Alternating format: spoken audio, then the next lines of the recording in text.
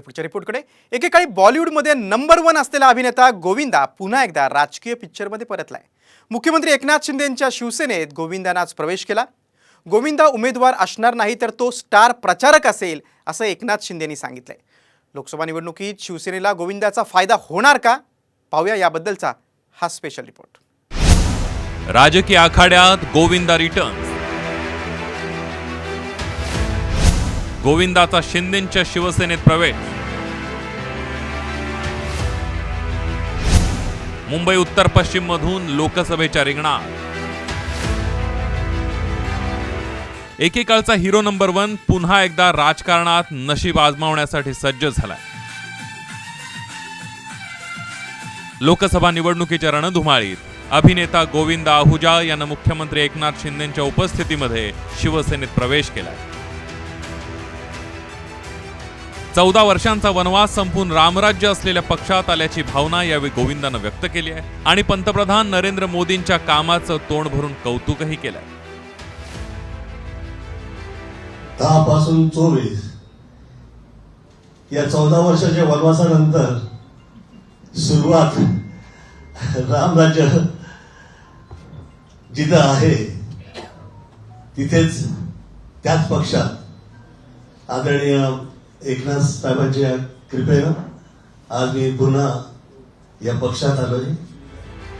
आणि निवडणुकीच्या धामधुमीत शिवसेनेत प्रवेश करून गोविंदा मुंबई उत्तर पश्चिम मधून लोकसभेच्या रिंगणात उतरण्याची शक्यता व्यक्त केली जाते.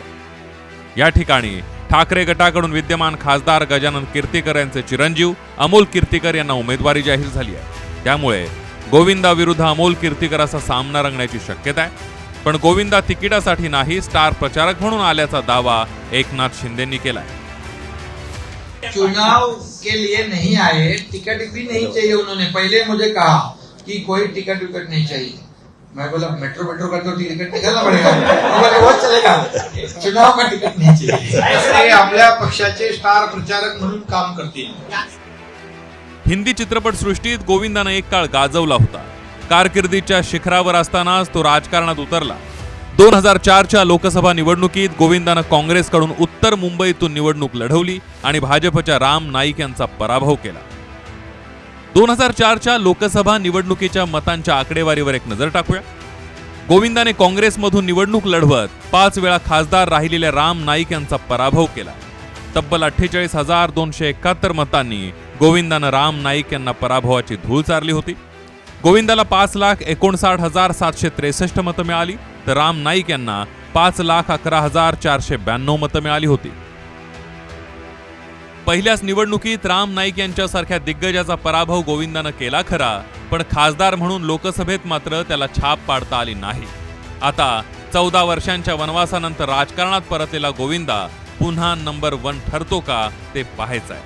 ब्युरो रिपोर्ट, साम टीव्ही न्यूज.